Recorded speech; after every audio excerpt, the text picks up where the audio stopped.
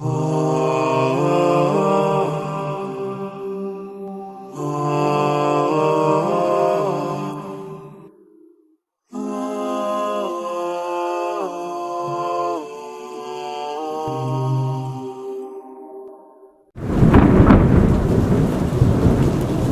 the Holy Quran, the birth of Prophet Adam, peace be upon him, is mentioned at various places. Allah subhanahu wa ta'ala says, "And when your Allah said to the angels, I am going to place a successor on earth, they said, will you place someone who will cause corruption on it and shed blood while we declare your praise and sanctify you?" Allah subhanahu wa ta'ala said, "I know what you do not know." Surah Al-Baqarah 30-39. Allah subhanahu wa ta'ala taught Adam the names of all things. Then he presented these things to the angels and said, "Tell me the names of these if you are truthful." The angel said, "Glory be to you. We have no knowledge except what you have taught us. Verily, you are the all-knowing, the all-wise." Allah subhanahu wa ta'ala said, "O Adam, inform them of their names."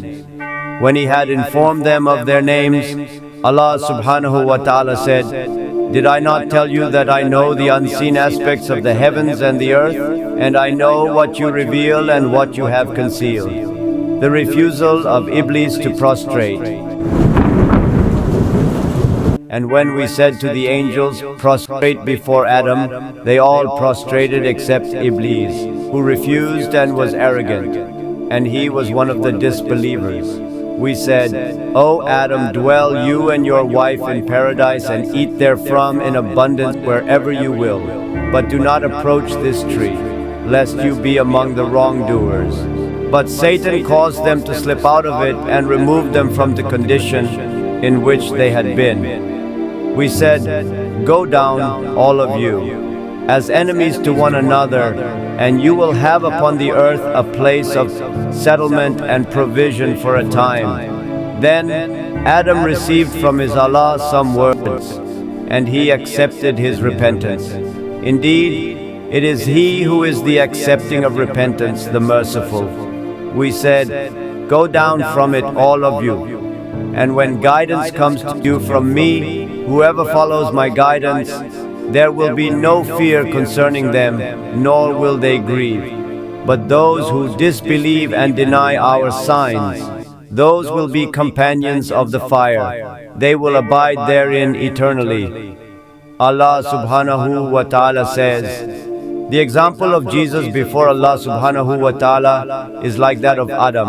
He created him from dust. Then he said to him, 'Be,' and he was." Surah Al-Imran 59. "O mankind, fear your Allah, who created you from one soul, and created from it its mate, and dispersed from both of them many men and women. And fear Allah subhanahu wa ta'ala, through whom you ask one another, and the wombs. Verily, Allah subhanahu wa ta'ala is ever an observer over you." Surah An-Nisa 1. "O mankind, indeed, we have created you from male and female and made you peoples and tribes that you may know one another. Indeed, the most noble of you in the sight of Allah subhanahu wa ta'ala is the most righteous of you. Indeed, Allah subhanahu wa ta'ala is knowing and acquainted." Surah Al-Hujurat 13. "It is He who created you from one soul and created from it its mate that He might dwell in security with her." Surah Al-A'raf 189. "And we created you, then we shaped you. Then we said to the angels, prostrate before Adam. So they prostrated except for Iblis. He was not among those who prostrated." Allah subhanahu wa ta'ala said, "What prevented you from prostrating when I commanded you?" Iblis said, "I am better than him. You created me from fire and created him from clay." Allah subhanahu wa ta'ala said, "Descend from it, for it is not for you to be arrogant therein. So get out. Indeed, you are of the debased." Iblis said, "Reprieve me until the day they are resurrected." Allah subhanahu wa ta'ala said, "Indeed, you are of those reprieved. Iblis said, because you have put me in error, I will surely sit and wait for them on your straight path. Then I will come to them from before them and from behind them, and on their right and on their left, and you will not find most of them grateful to you. Allah subhanahu wa ta'ala said, get out of it, reproached and expelled. Whoever follows you among them, I will surely fill hell with you altogether. And Allah subhanahu wa ta'ala said, O Adam, dwell you and your wife in paradise and eat from wherever you will, but do not approach this tree, lest you be among the wrongdoers. Surah Al-A'raf 25-26. From it we created you, and into it we will return you, and from it we will extract you another time. Surah Taha 55. And we created man from sounding clay, from black mud altered, and the jinn we created before from scorching fire. Surah Al-Hijr 26-44. And mention when we said to the angels, prostrate to Adam, and they prostrated except for Iblis. He said, should I prostrate to one you created from clay? Iblis said, do you see this one whom you have honored above me? If you delay me until the day of resurrection, I will surely destroy his descendants except for a few. Allah subhanahu wa ta'ala said, go, for whoever of them follows you, indeed hell will be the recompense of you, an ample recompense. Surah Al-Isra 61-65. And mention when we said to the angels, prostrate to Adam, and they prostrated except for Iblis. He was of the jinn, and departed from the command of his Allah. Then will you take him and his descendants as allies other than me, while they are enemies to you. Wretched it is for the wrongdoers as an exchange. Surah Al-Kahf 50. And we had already taken a promise from Adam before, but he forgot, and we found not in him determination. Surah Taha 115. Say, it is a great news from which you turn away. I had no knowledge of the exalted assembly of angels when they were disputing the creation of Adam. It has not been revealed to me except that I am a clear warner. Surah Sad 67-88. Say, O Muhammad, I do not ask you for it any payment, and I am not of the pretentious. It is but a reminder to the worlds, and you will surely know the truth of its information after a time. Surah Sad 67-88. Allah subhanahu wa ta'ala informed the angels about the creation of Adam and his descendants to be successors on earth. I'm going to place a vicegerent on the earth. This is also mentioned in Surah Al-An'am, and it is He who has made you successors upon the earth. Surah Al-An'am 125. And in another place, and He makes you inheritors of the earth. Surah An-Naml. The mention of Adam's creation and that of his progeny was done to signify their esteemed status among the angels. The angel's statement, will you place upon it one who causes corruption therein and sheds blood? Surah Al-Baqarah 30, was not out of objection, envy, or considering Adam's progeny as inferior, as some ignorant commentators have presumed. Instead, it was to understand the wisdom behind their creation. Qatada, may Allah subhanahu wa ta'ala be pleased with him, said that the jinn inhabited the earth before the children of Adam, and caused much corruption, and shed blood, which the angels were aware of. Hence they mentioned the potential for bloodshed. Abdullah ibn Umar, may Allah subhanahu wa ta'ala be pleased with him, said that the jinn lived on earth for 2,000 years, before Adam, causing great mischief. Allah subhanahu wa ta'ala sent a group of angels who drove them to the islands and the seas. Ibn Abbas, may Allah subhanahu wa ta'ala be pleased with him, mentioned the same. Hassan, may Allah subhanahu wa ta'ala be pleased with him, said that the angels were inspired with this knowledge while others said they learned it from the preserved tablet. Another opinion is that Harut and Marut got this information from an angel named Isjil, as mentioned by Ibn Abi Hatim from Abu Ja'far al-Baqir. Another view is that the angels knew that beings created from clay generally possess such qualities. If the purpose of creating mankind is to worship, the angels argued, "We glorify you with praise and declare your perfection." Surah Al-Baqarah 30, to which Allah subhanahu wa ta'ala responded, "Indeed, I know that which you do not know," meaning He knew the wisdom behind their creation. The honor of Prophet Adam, peace be upon him. Allah subhanahu wa ta'ala honored Adam, peace be upon him, by bestowing him with knowledge, as stated in the Quran, and He taught Adam the names, all of them. Surah Al-Baqarah 31. Ibn Abbas, may Allah subhanahu wa ta'ala be pleased with him, explained that these names included everything that people commonly recognize and use, such as human, animal, earth, field, sea, mountain, camel, donkey, etc.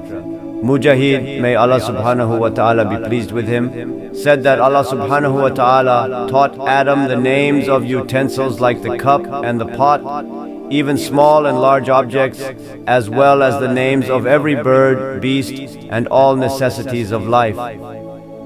Similarly, Sa'id ibn Jubair and Qatada, may Allah subhanahu wa ta'ala be pleased with them, mentioned that Adam was taught the names of angels. Abdul Rahman ibn Zayd said that Adam was taught the names of his descendants. However, the correct opinion is that Allah subhanahu wa ta'ala taught Adam the names of every small and large thing, and their actions and attributes, so that he could utilize them fully. Ibn Abbas, may Allah subhanahu wa ta'ala be pleased with him, indicated this detailed understanding. Imam Bukhari included a narration that Anas ibn Malik, may Allah subhanahu wa ta'ala be pleased with him, reported, "The Prophet, peace be upon him, said, on the day of resurrection, the believers will gather and say, 'Let us seek intercession with our Allah.' They will go to Adam and say, 'O Adam, you are the father of mankind. Allah subhanahu wa ta'ala created you with His hand, made the angels bow to you, and taught you the names of all things. Please intercede for us with your Allah, so that He may relieve us from this place."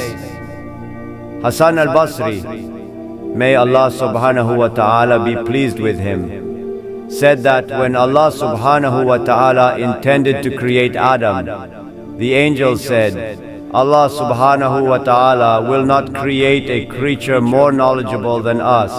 Because of this, Allah subhanahu wa ta'ala tested them by commanding them to name things, and they failed.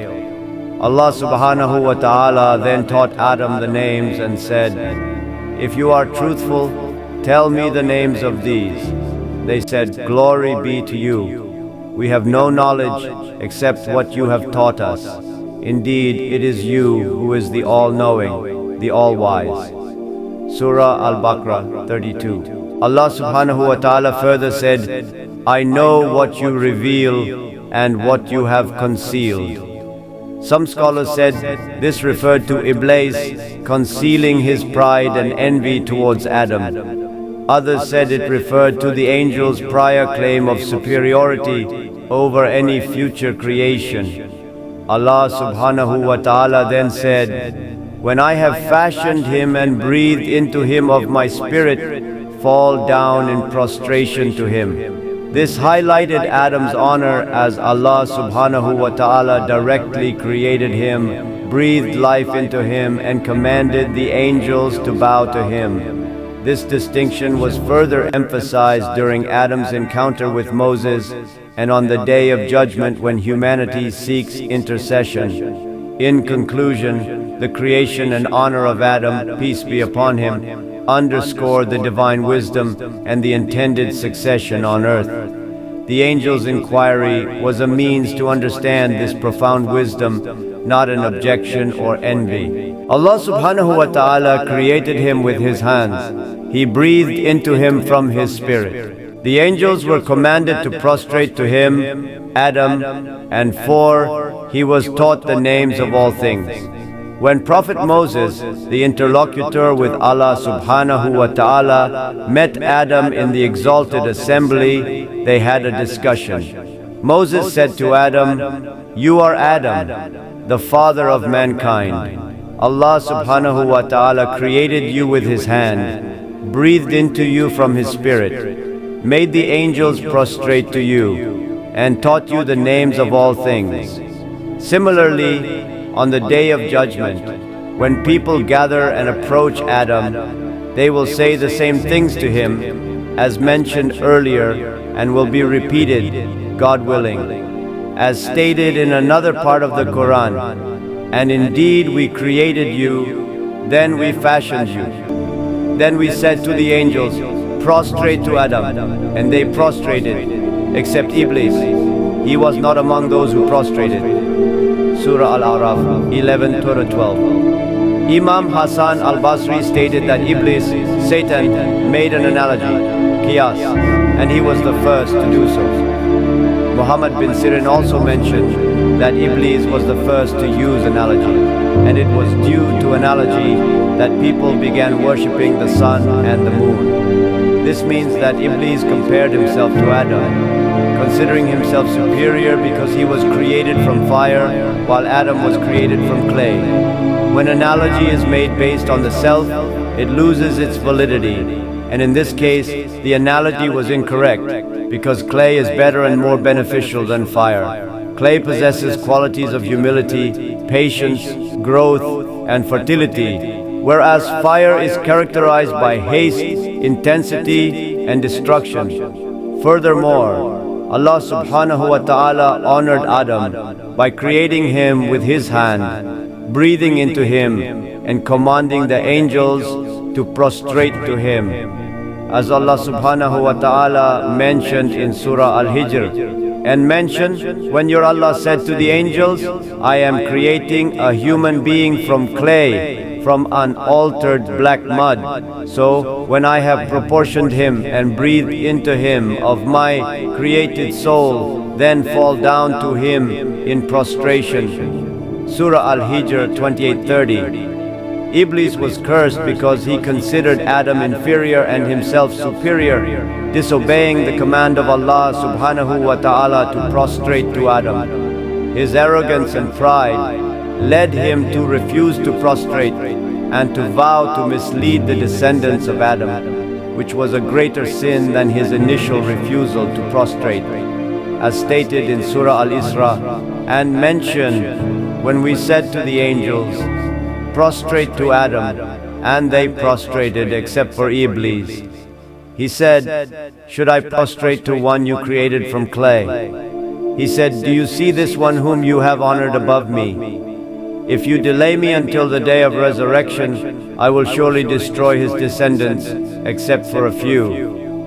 Allah subhanahu wa ta'ala said, "Go, for whoever of them follows you, indeed hell will be the recompense of you, an ample recompense, and incite to senselessness whoever you can among them with your voice, and assault them with your horses and foot soldiers, and become a partner in their wealth and their children, and promise them. But Satan does not promise them except delusion. Indeed, over my believing servants, there is for you no authority, and sufficient is your Allah as disposer of affairs." Surah Al-Isra 61-65. In Surah Al-Kahf, Allah subhanahu wa ta'ala states and mentioned when we said to the angels, "Prostrate to Adam," and they prostrated except for Iblis. He was of the jinn and departed from the command of his Allah. Then will you take him and his descendants as allies other than me, while they are enemies to you? Wretched it is for the wrongdoers as an exchange. Surah Al-Kahf 50. Similarly in Surah Sad, Allah subhanahu wa ta'ala says, "And mention when your Allah said to the angels, I am creating a human being from clay. So, when I have proportioned him and breathed into him of my created soul, then fall down to him in prostration. So, the angels prostrated, all of them entirely, except Iblis. He was arrogant and became among the disbelievers. Allah subhanahu wa ta'ala said, "O Iblis, what prevented you from prostrating to that which I created with my hands? Did you become arrogant, or were you already among the haughty?" He said, "I am better than him. You created me from fire and created him from clay." Allah subhanahu wa ta'ala said, "Then get out of paradise, for indeed you are expelled, and indeed upon you is my curse until the day of recompense." He said, "My Allah, then reprieve me until the day they are resurrected." Allah subhanahu wa ta'ala said, "So indeed, you are of those reprieved until the day of the time well known." Iblis said, "By your might I will surely mislead them all, except among them your chosen servants." Allah subhanahu wa ta'ala said, "The truth is my oath, and the truth I say, that I will surely fill hell with you and those of them that follow you altogether." Surah Sad 71-85. In Surah Al-A'raf, Allah subhanahu wa ta'ala says, Iblis said, "Because you have put me in error, I will surely sit and wait for them on your straight path. Then I will come to them from before them and from behind them and on their right and on their left. And you will not find most of them grateful to you." Surah Al-A'raf 16-17. Iblis's vow to mislead mankind in every possible way indicates his enmity towards Adam and his descendants. The blessed ones are those who oppose Iblis, while the wretched are those who follow him. Imam Ahmad narrated from Sirah bin Abi Fatah that the Prophet, peace be upon him, said, "Satan sits in the paths of the son of Adam." Command to prostrate. There is a difference of opinion among commentators regarding which angels were commanded to prostrate to Adam. The majority opinion is that all angels were commanded to prostrate, as indicated by the general wording of the verses. Some believe that the command was specifically for the angels on earth. Ibn Jarir transmitted this from Ibn Abbas, but the narration is disconnected and weak. Although some later scholars adopted this view, the first opinion is more evident. Creation of Eve. These verses imply that Eve was created after Adam was admitted to paradise. Allah subhanahu wa ta'ala says, "O Adam, dwell, you and your wife, in paradise, and eat therefrom in abundance wherever you will. But do not approach this tree, lest you be among the wrongdoers." Surah Al-Baqarah 35. Ishaq ibn Yasar clarified this, and the apparent meaning of the verses supports it. However, Ibn Abbas, Ibn Masud, and several other companions narrated through Sadi that when Iblis was expelled and Adam was settled in paradise, he felt lonely. Eve was created from his left rib while he slept, and when he awoke, he saw her, and was told that she was created for his comfort. Meaning of Hawa. The angels asked Adam about her name, to which he replied, "Hawa," meaning Eve. The angels asked why she was called Hawa, and Adam responded that it was because she was created from something living. Muhammad bin Ishaq mentioned from Ibn Abbas that she was created from Adam's left rib while he was asleep, and the place was filled with flesh. This is supported by Allah subhanahu wa ta'ala's statement, "O mankind, fear your Allah, who created you from one soul, and created from it its mate, and dispersed from both of them many men and women. And fear Allah subhanahu wa ta'ala, through whom you ask one another, and the wombs. Indeed, Allah subhanahu wa ta'ala is ever an observer over you." Surah An-Nisa. Similarly, Allah subhanahu wa ta'ala says, "It is He who created you from one soul and created from it its mate that he might dwell in security with her. Surah Al-A'raf 189. Abu Huraira narrated that the Prophet, peace be upon him, said, "Treat women kindly, for a woman is created from a rib, and the most crooked part of the rib is its upper part. If you try to straighten it, you will break it. If you leave it, it will remain crooked. So treat women kindly." The arrogance of Iblis. Allah subhanahu wa ta'ala's command for Iblis to leave signifies that he was in the heavens when he was ordered to descend. Iblis had earned his rank through obedience and worship, but he was cast out due to his pride, envy, and disobedience.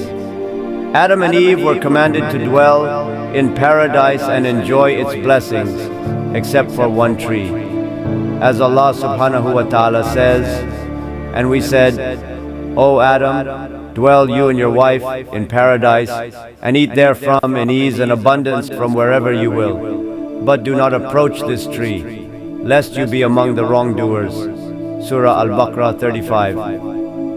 And Allah subhanahu wa ta'ala said, "Get out of it, disgraced and expelled. Whoever follows you among them, I will fill hell with all of you. And O Adam, dwell you and your wife in paradise and eat from wherever you want, but do not approach this tree, lest you become among the wrongdoers." And Allah subhanahu wa ta'ala said, "When we said to the angels, prostrate to Adam, they prostrated except for Iblis. He refused. So we said, O Adam, indeed this is an enemy to you and your wife, so do not let him drive you both out of paradise, for you would then suffer. Indeed, it is promised for you not to be hungry therein or unclothed. And indeed, you will not be thirsty therein, or be exposed to the sun's heat. And do not approach this tree." Disagreement on the specific forbidden tree. There is disagreement among the commentators about which tree Adam was forbidden to approach. Some believe it was a grapevine, as narrated by Ibn Abbas, Ibn Masud, Sa'id ibn Jubair, Shabi, Jada bin Masir, Muhammad bin Qais. May Allah subhanahu wa ta'ala be pleased with them. The Jews think it was a wheat plant, a view attributed to Ibn Abbas in one narration, and also narrated by Hassan al-Basri, Wahb bin Munabbi, Atiyya Awfi, Abu Malik, Muharib bin Ditar, and Abdul Rahman bin Abi Layla. Wahb also said that its grain was softer than butter and sweeter than honey. Thawri narrated from Abu Hussein from Abu Malik that it was a date palm. Ibn Jarir narrated from Mujahid that it was a fig tree. Qatada and Ibn Jarir support this view. Abu al-Aliya said it was a tree whose consumption would lead to the need for excretion or flatulence, which were not appropriate for paradise. The exact type of tree is not a significant disagreement, as Allah subhanahu wa ta'ala did not specify it. Had it been beneficial for us to know, Allah subhanahu wa ta'ala would have clarified it in the Quran, as there are other important matters left unspecified, because detailing them would not bring specific benefit. Where was the paradise Adam lived in? There is also a disagreement on whether the paradise Adam was placed in was in the heavens or on the earth. The majority of scholars believe it was in the heavens, known as Jannat al-Ma'wa, based on the apparent meaning of the verses and hadiths. Allah subhanahu wa ta'ala's statement in the Quran, "We said, O Adam, dwell you and your wife in the paradise," uses the definite article to imply a specific well-known paradise, which is Jannat al-Ma'wa in the heavens. Moses, said to Adam, "You caused us and yourself to be expelled from paradise." Abu Huraira and Hudayfa narrated that the Messenger of Allah subhanahu wa ta'ala said, "Allah subhanahu wa ta'ala will gather people, and paradise will be brought close to the believers. They will say, 'O our father Adam, intercede for us to open paradise.' He will reply, 'It was your father's mistake that caused you to be expelled from paradise.' This hadith strongly supports the view that it was Jannat al-Mawa. However, some scholars argue that the paradise Adam was placed in was not the eternal paradise of the hereafter, because Adam was tasked with not approaching a certain tree, and tasks of obligation are not applicable in the eternal paradise. Additionally, Adam slept, was expelled, and Iblis entered it, which contradicts the nature of the eternal paradise. Some scholars like Ubay bin Ka'b, Abdullah bin Abbas, Wahb bin Munabi, and Sufyan bin Uyayna narrated that it was a special garden created for the test, not the eternal paradise of reward.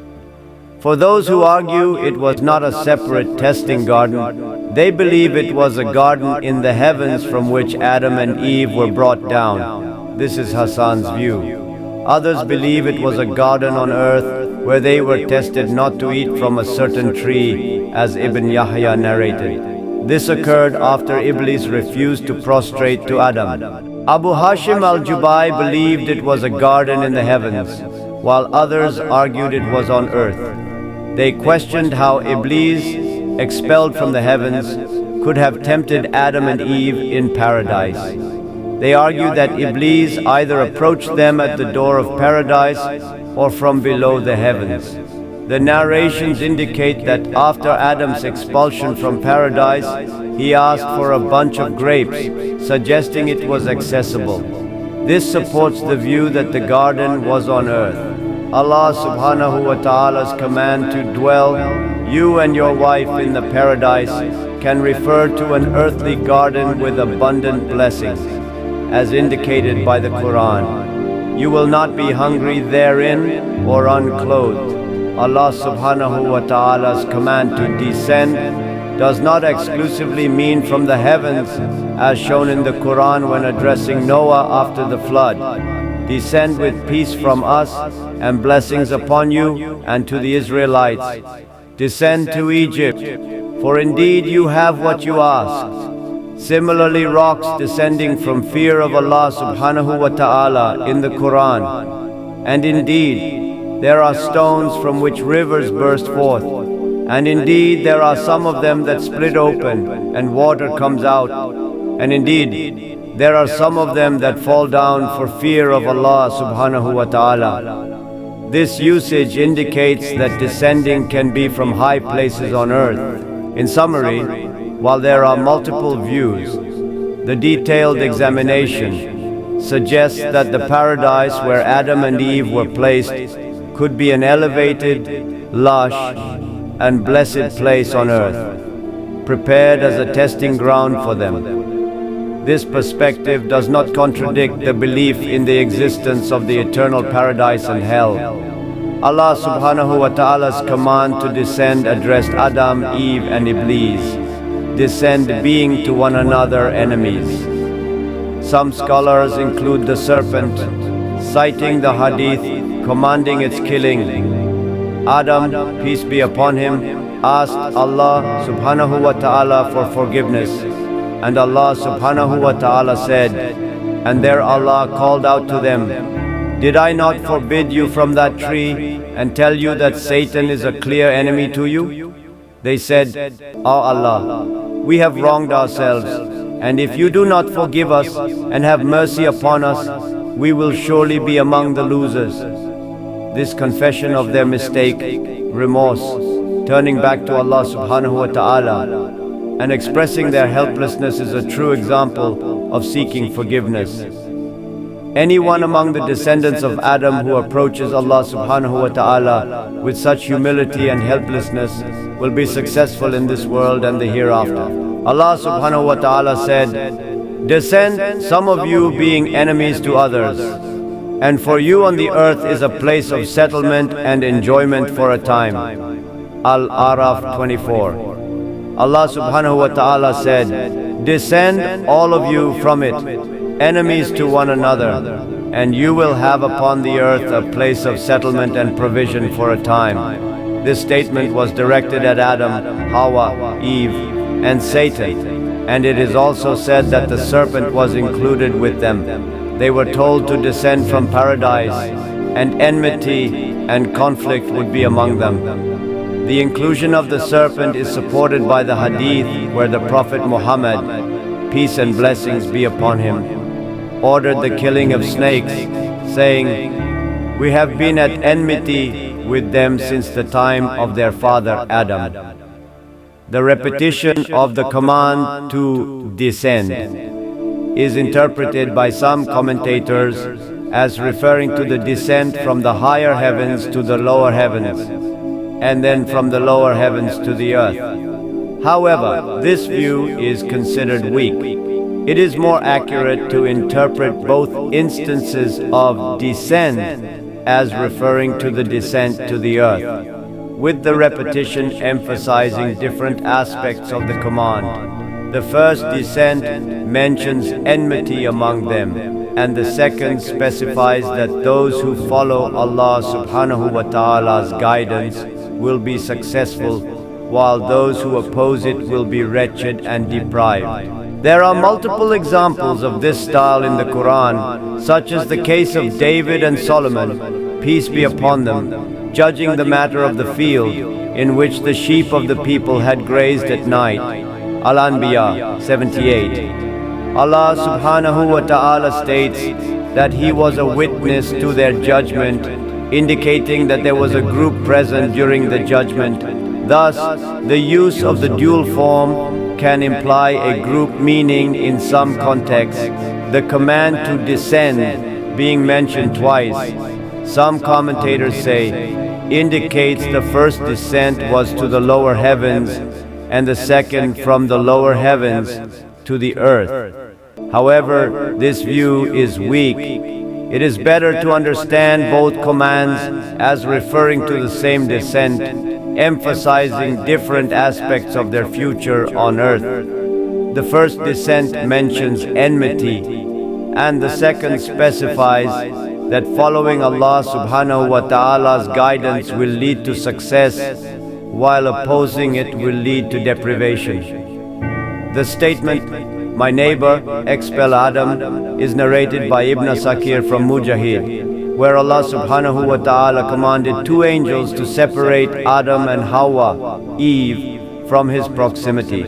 Adam got entangled in the branches of a tree, thinking he was being punished for his sin, and he lowered his head, asking Allah subhanahu wa ta'ala for forgiveness. Allah subhanahu wa ta'ala said, "Are you fleeing from me, Adam?" Adam replied, "No, O Allah subhanahu wa ta'ala, but I am ashamed and embarrassed." Regarding how long Adam stayed in paradise, Imam Awza'i narrated from Hassan bin Atiyah that Adam, peace be upon him, stayed in paradise for 100 years, while another narration mentions 60 years. He wept for 70 years after being expelled from paradise, 70 years for his mistake, and 40 years for the murder of his son Abel. Ibn Asakir. Where was Adam sent down to earth? Ibn Abbas narrated that Adam was sent down to the land between Mecca and Taif, and Hassan said he was sent down to India, while Hawa was sent down to Jeddah, Iblis to Dastiman, a place near Basra, and the serpent to Isfahan. Sudi said that Adam came down to India with the black stone and some leaves from paradise, which he scattered in India, resulting in the growth of fragrant trees. Ibn Umar stated that Adam was sent down to Safa and Hawa to Marwa. Abu Musa al-Shari narrated that when Adam was sent down, Allah subhanahu wa ta'ala taught him all kinds of crafts and gave him some fruits from paradise, which, though they rot, are the same as those in paradise. There is a narration from Ibn Abbas stating that Adam stayed in paradise only for the period between the Asr and Maghrib prayers. The virtue of Friday, Abu Huraira narrated that the Messenger of Allah subhanahu wa ta'ala, peace and blessings be upon him, said, "The best day on which the sun rises is Friday. On it Adam was created. On it he was admitted to paradise, and on it he was expelled from paradise, and the hour will be established on Friday."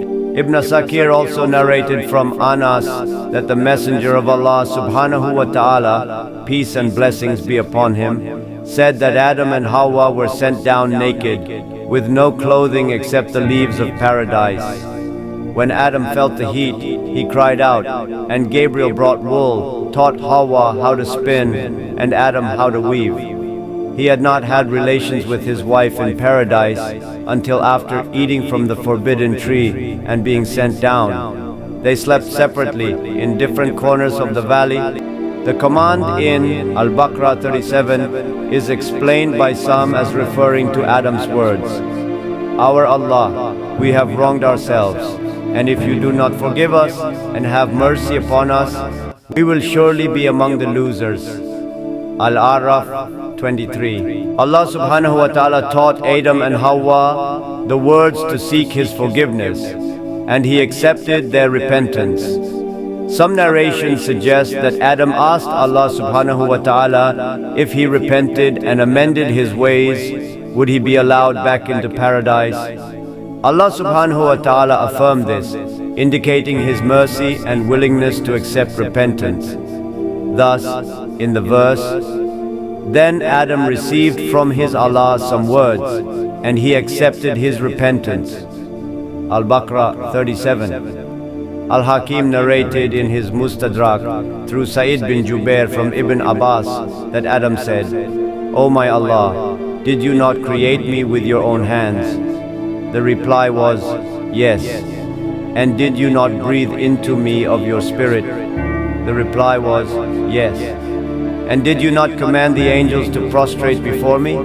The reply was, "Yes." "And did you not decree that I would do this?" The reply was, "Yes." Then Adam said, "If I repent and amend, will you return me to paradise?" Allah subhanahu wa ta'ala replied, "Yes." Al-Hakim graded this narration as authentic, and Al-Dahabi concurred. Al-Hakim, Al-Bayhaqi, and Ibn Asakir narrated from Abdul Rahman bin Zayd, from Omar bin Khattab, that the Prophet Muhammad, peace be upon him, said that when Adam committed the mistake, he prayed, "O Allah subhanahu wa ta'ala, I ask you by the right of Muhammad to forgive me." Allah subhanahu wa ta'ala asked Adam, "How do you know Muhammad when I have not yet created him?" Adam replied, "O Allah subhanahu wa ta'ala, when you created me with your hands and breathed into me of your spirit, I looked up and saw inscribed on the pillars of the throne, there is no deity but Allah subhanahu wa ta'ala, and Muhammad is the messenger of Allah subhanahu wa ta'ala. So I knew that you would not place next to your name except the one who is most beloved to you." Allah subhanahu wa ta'ala said, "You have spoken the truth, O Adam. He is the most beloved to me, and since you have asked me by his right, I have forgiven you. And if it were not for Muhammad, I would not have created you." Debate between Adam and Moses, peace be upon them. Abu Huraira narrated that the Messenger of Allah subhanahu wa ta'ala, peace be upon him, said that Moses debated with Adam and said, "You are Adam, who deprived us and yourself of paradise." Adam replied, "O Moses, Allah subhanahu wa ta'ala selected you for His messages and for His speech. Do you blame me for an action which Allah subhanahu wa ta'ala had written in my fate 40 years before He created me?" The Prophet Muhammad, peace be upon him, said, "Thus Adam overpowered Moses in the debate." Another narration from Abu Huraira stated that the Prophet Muhammad, peace be upon him, said that Adam and Moses had an argument, and Moses said to Adam, "You are our father, who disappointed us and turned us out of paradise." Adam said to him, "You are Moses. Allah subhanahu wa ta'ala favored you with His talk directly and wrote the Torah for you with His own hand. Do you blame me for an action which Allah subhanahu wa ta'ala had written in my fate 40 years before He created me?" The Prophet added, "So Adam overpowered Moses by this argument." Sahih Bukhari and Sahih Muslim. Some scholars have interpreted this hadith to mean that Adam was not being blamed for the sin itself, as he had already repented and was forgiven. Instead, the debate highlighted the concept of divine decree and predestination, emphasizing that certain events are beyond human control and are part of Allah subhanahu wa ta'ala's greater plan. This hadith has been interpreted in various ways. Some use this hadith to argue that humans have no free will and are bound by predestination. Some scholars say Adam won the debate because Moses was blaming him for a sin he had repented for. Some believe Adam won because he was older. Others say Adam won because he was the father of Moses. Some argue that Adam and Moses had different laws and were judged accordingly. Some say the debate took place in the realm of Barzakh, where people are not accountable. The correct understanding, as per many scholars, is that Adam's argument was based on the fact that the consequences of his action, eating from the forbidden tree, were part of Allah subhanahu wa ta'ala's divine decree, and his repentance had been accepted.